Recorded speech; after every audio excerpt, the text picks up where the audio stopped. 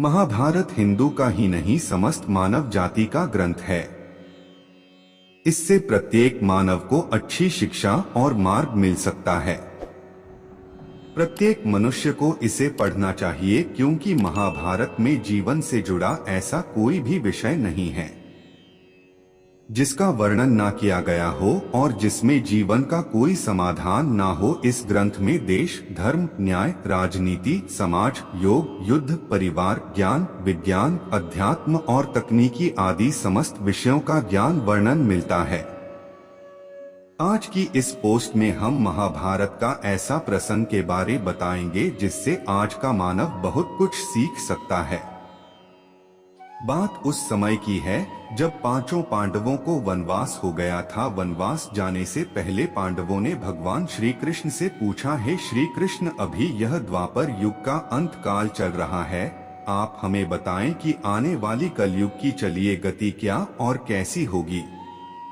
श्री कृष्ण जवाब देते हैं, मैं तुम्हें इसका सीधा सा उत्तर तो नहीं दे सकता, लेकिन हाँ, तुम पांचों भाई वन में जाओ और वन में जो कुछ भी दिखे मुझे आकर बताओ, मैं तुम्हें उसका कलयुग में प्रभाव बताऊंगा। इसके बाद पांचों भाई वन में चले गए। उन्होंने वन में जो देखा वह देखकर आश्चर्यचकित रह गए। आखिर उन्होंने वन में क्या देखा और श्री कृष्ण ने क्या जवाब दिया, यह जानने के लिए इसको अंत तक जरूर पढ़े।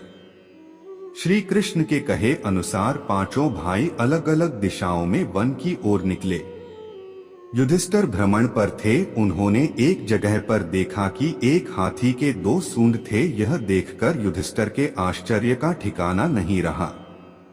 अर्जुन दूसरी दिशा में भ्रमण पर थे। कुछ दूर जंगल में जाने पर उन्होंने जो देखा उसे देखकर वह भी आश्चर्यचकित रह गए।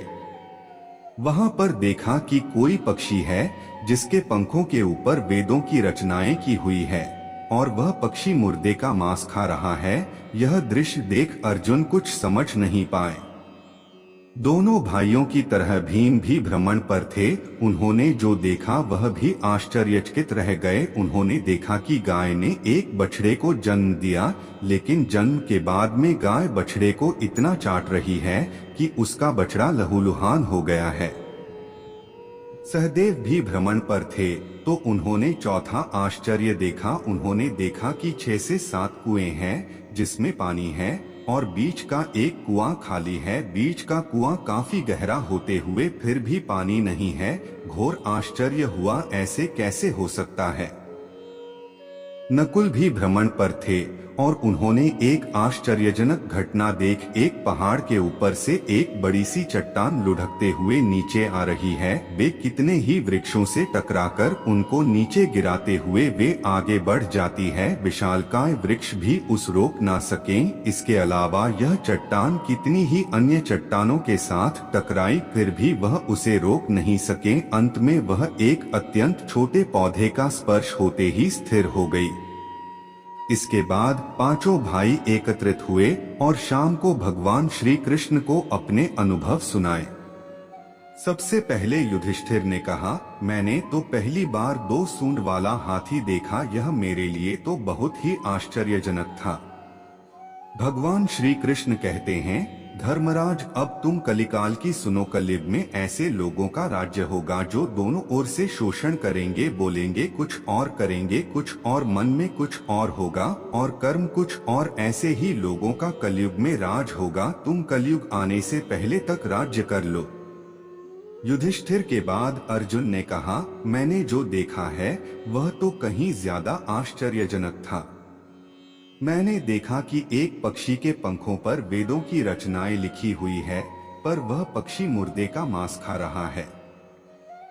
श्री कृष्ण कहते हैं, कलयुग में ऐसे लोग रहेंगे जो बड़े ज्ञानी कहलाएंगे, विज्ञान की चर्चा करेंगे, लेकिन उनके आचरण राक्षसी होंगे। वह बड़े पंडित और विद्वान कहलाएंगे, किंतु यह देखते रहेंगे कि कौन सा मनुष्य कब मरे और हमारे नाम से संपत्ति कर जाए। हे अर्जुन, संस्था के व्यक्ति विचार करेंगे कौन सा मनुष्य मरे और संस्था हमारे नाम पर हो जाए। हर जाति धर्म पर प्रमुख पदों पर बैठे विचार करेंगे कि कब किसका श्राद्ध हो और कौन कब किस पद से हटे और हम उस पर चढ़ जाएं, चाहे कितने भी बड़े लोग हो, परंतु उनकी दृष्टि धन और पद के ऊपर ही रहेगी। ऐसे लोगों की ही बहुतायत होगी। अर्जुन के बाद भीम ने अपना अनुभव सुनाया। भीम ने कहा कि गाय अपने बछड़े को इतना चाटती है कि बछड़ा लहूलुहान हो जाता है। श्री कृष्ण कहते हैं, कलयुग का मनुष्य शिशुपाल हो जाएगा। कलयुग में माओ की बच्चों के लिए ममता इतनी बढ़ जाएगी, उन्हें अपने विकास का अवसर ही नहीं मिलेगा। मोह माया में ही घर बर्बाद हो जाएगा। किसी का बेटा घर छोड़कर साधु बनेगा तो हजारों व्यक्ति दर्शन करेंगे। यदि अपने बेटे ने साधु बनना चाहा तो रोएंगे कि मेरे बेटे का क्या होगा। इतनी ज्यादा ममता होगी कि उसे मोह माया और परिवार में ही बांध कर रखेंगे। उसका जीवन वहीं खत्म हो जाएगा। वास्तव में लड़के तुम्हारे नहीं है, वह तो बहुओं की अमानत है और लड़कियां जमाई यो की अमानत है, और तुम्हारा यह शरीर मृत्युओं की अमानत है।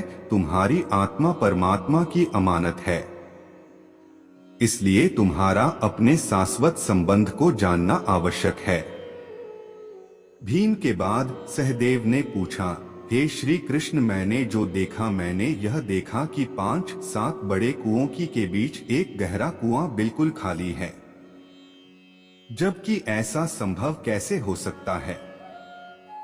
भगवान श्री कृष्ण ने जवाब में कहा, कलयुग में लड़की के विवाह में, मकान के उत्सव में, छोटे बड़े उत्सवों में तो लाखों रुपए खर्च कर देंगे, परंतु पड़ोस में ही यदि कोई भूखा प्यासा मर रहा होगा तो यह नहीं देखेंगे कि उसका पेट भरा है या नहीं। उनका अपना ही सगा भूख से मर जाएगा, उसे देखते रहेंगे। और दूसरी ओर मौज मदिरा, मांस भक्षक, सुंदरता और जश्न में पैसे उड़ाएंगे, किंतु किसी के 2 आंसू पोंछने में उनकी रुचि ना होगी।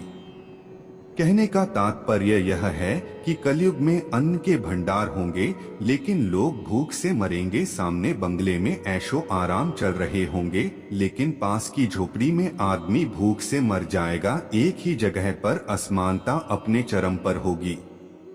सहदेव के बाद नकुल ने श्री कृष्ण को बताया कि मैंने भी एक आश्चर्य देखा है कि एक बड़ी सी चट्टान पहाड़ पर से लुढ़की वृक्षों के तने और चट्टाने भी उसे ना रोक पाए, किंतु एक छोटे से पौधे के स्पर्श से ही वह बड़ी चट्टान रुक गई। समझ नहीं पाया कैसे। श्री कृष्ण ने कहा, कलयुग में मानव का मन नीचे गिरेगा, उसका जीवन पतित होगा। यह पतित जीवन धन की शिलाओं से नहीं रुकेगा, ना ही सत्ता के वृक्षों से रुकेगा, किंतु हरि नाम के एक छोटे से पौधे से, हरि कीर्तन से मनुष्य जीवन रूपी पौधे का पतन होना रुक जाएगा। इसलिए भक्तों, हरि भजन कलयुग में मोक्ष पाने का एकमात्र उपाय है। दोस्तों, आपको वीडियो कैसा लगा ये हमें कमेंट बॉक्स में जरूर बताएं। अगर आप चैनल पे नए हैं तो सब्सक्राइब करें और बेल आइकॉन पर क्लिक करें ताकि वीडियो डालते ही आप तक नोटिफिकेशन पहुंचे। धन्यवाद।